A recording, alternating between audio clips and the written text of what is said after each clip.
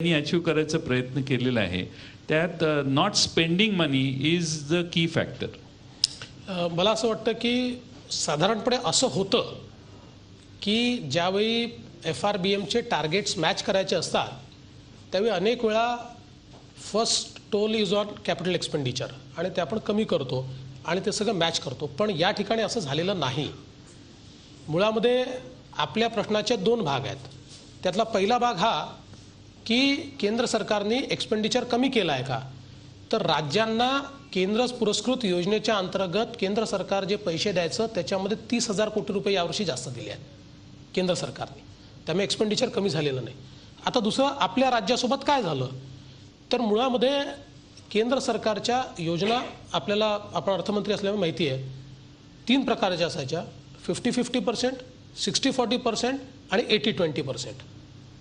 आता केंद्र सरकारने सगळ्या योजना 60-40च्या केल्या आणि आपण अकाउंटिंग करताना तोपर्यंत आपल्याला हे 60-40च्या योजना हे माहिती नव्हतं. त्यामुळे जुन्याप्रमाणेच काही योजना 80-20च्या समजून आपण त्याचे बजेट प्रोव्हिजन केलं, काही 50-50 समजून आपण बजेट प्रोव्हिजन केलं, काही 60-40 समजून बजेट प्रोव्हिजन केलं आणि सगळ्या योजना आता त्यांनी 60-40वर आणलेल्या आहेत. आणि त्याचं त्यांनी लॉजिक जे दिलं ते लॉजिक असं दिलं की आम्ही 10% जास्त पैसे तुम्हाला देतो आहोत. त्याच्यामुळे ते जर तुम्ही मॅच केलं आणि आपल्या राज्यात आपण मॅच केलं तर बेसिकली त्यांच्याकडनं येणारा पैसा जास्तीच आहे. पण आपल्याला जी सवय होती की या योजनांचे पैसे केंद्राकडनं येणार, एवढे पैसे आपण ठेवले की एवढे पैसे येणार, ते यावर्षी आपल्याला थोडं अडचणीचं गेलं. त्यातल्या काही योजना आपल्याला मग आपल्याला त्याचा ॲडव्हान्स घ्यावा लागला, मग काही पुरवणी मागण्यांमध्ये पैसे घ्यावे लागले. त्यामुळे यावर्षी निश्चितपणे थोडी अडचण आपली झाली. पण केंद्र सरकारने पैसा मात्र जो मागच्या वर्षी दिला होता किंवा एकूण सगळ्या राज्यांना मिळून जो पैसा दिला होता त्यापेक्षा 30,000 कोटी रुपये यावर्षी जास्त दिले आहेत. पुढचा प्रश्न घेऊया आपण. मुख्यमंत्री महोदय, या बजेटमध्ये पहिल्यांदा असंघटित किरकोळ विक्रेत्यांचा उल्लेख अर्थमंत्र्यांनी केला आणि त्यांना 7 दिवस दुकान उघडे ठेवण्याची परवानगी दिली. परंतु त्याबरोबरच महाराष्ट्रासाठी जी ट्रेड पॉलिसी आपण कधी घोषित करणार आहात, जी महाराष्ट्र चेंबरने सुद्धा आपल्याला सबमिट केली आहे. आणि त्याला जोडूनच माझा दुसरा प्रश्न असा आहे, आज शेती आणि ग्रामीण विकासावर पूर्ण फोकस असणारा असा अर्थसंकल्प आम्हाला जाणवला आणि ज्याची गरज होती या देशामध्ये. परंतु जी तरुण पिढी आहे, शेतकऱ्यांची नवीन जनरेशन, त्याला शेतीमध्ये कसं आपल्याला ठेवता येईल, त्या तरुणांसाठी शेतीला मला प्रोत्साहन काय देता येईल, जसं ऑर्गॅनिक फार्मिंगचं त्यांनी एन्करेजमेंटचं घोषित केलं, तर यामध्ये तरुणांना आकर्षित करण्यासाठी राज्यस्तरावर आपण काही करू शकू का.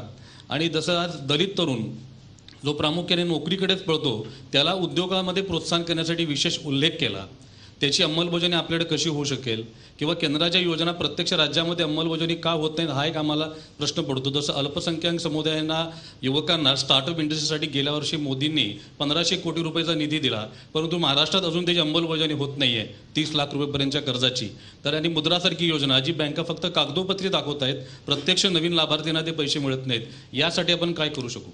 नाही, मुळामध्ये मला असं वाटतं पहिला आपला ट्रेड पॉलिसीच्या संदर्भात आपण जे सांगितलं तर त्याच्यावर आमचं वर्किंग चाललं आहे आणि निश्चितपणे आपण ट्रेड पॉलिसी जी आहे ती या ठिकाणी आणू.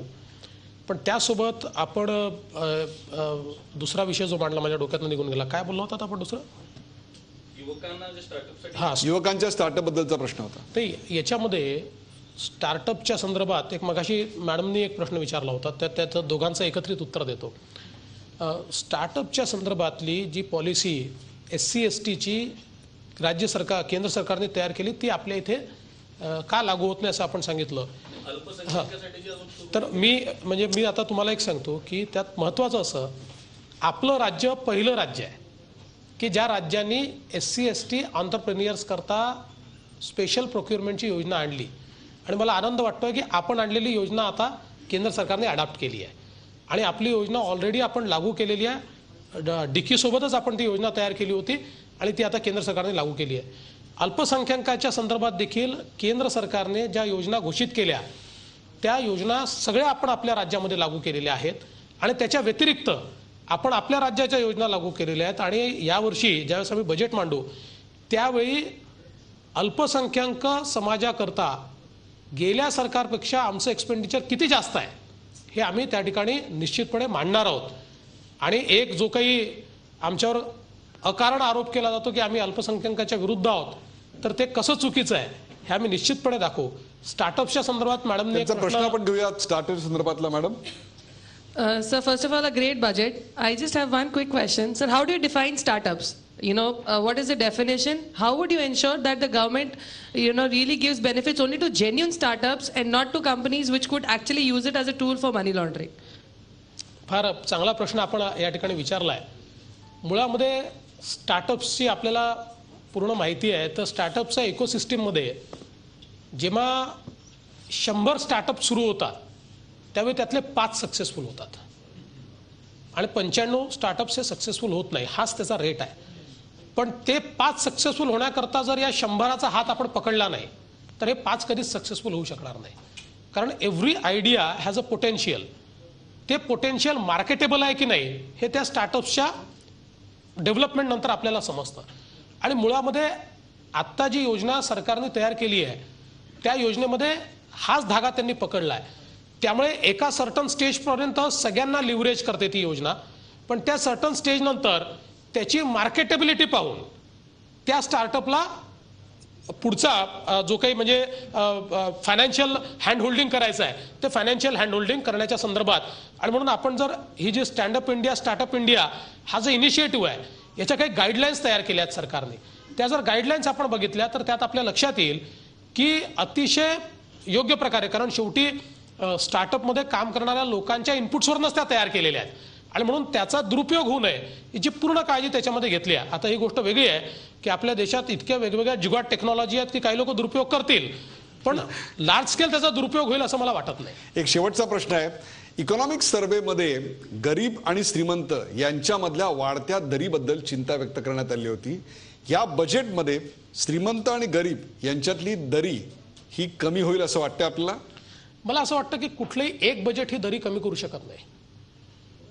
पहिला आपला जो काही थ्रस्ट असला पाहिजे हा दरी कमी करायचं, ते तर आपलं लॉंग टर्म उद्दिष्ट असू शकतं.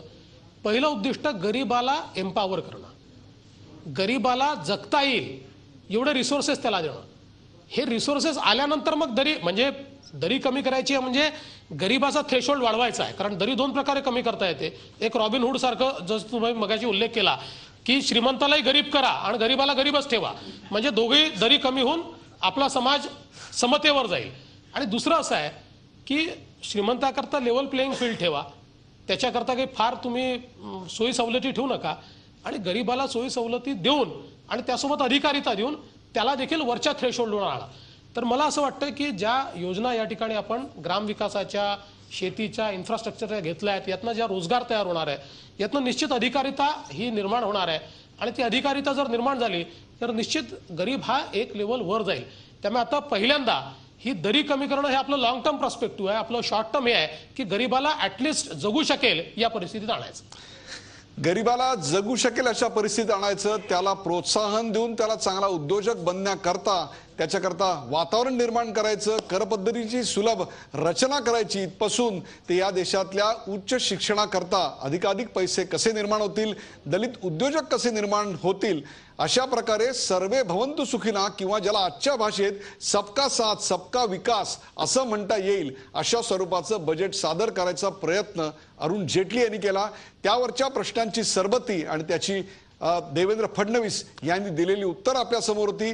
या कार्यक्रमात सहभागी झाल्याबद्दल महाराष्ट्राचे मुख्यमंत्री देवेंद्र फडणवीस, माजी अर्थमंत्री जयंत पाटील, अनेक नामवंत अर्थतज्ञ आणि चेंबर ऑफ कॉमर्सचे निवडक असे 100 उद्योजक यांच्यासह या सर्वांना धन्यवाद.